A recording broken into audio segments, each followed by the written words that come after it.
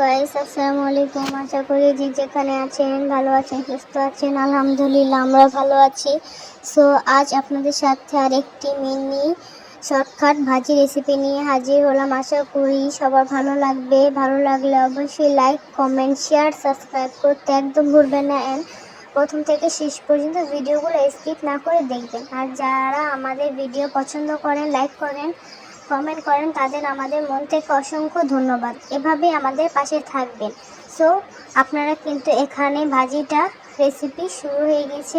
পেঁয়াজটা সুন্দর করে ভেজে নেওয়া হলো, কাঁচামরিচ, তারপর দেওয়া হয়ে গেল ধুন্দুল অ্যান্ড লবণ। সো আশা করি আপনারা সবাই এ ভাজি করতে পারেন অ্যান্ড সবাই কম বেশি জানেন। সো আশা করি সবার ভালো লাগবে। ভালো লাগলে আমাদের পেজটা লাইক, কমেন্ট, শেয়ার, সাবস্ক্রাইব করতে একদম ভুলবেন না। অবশ্যই সাবস্ক্রাইব এবং লাইক করে যাবেন।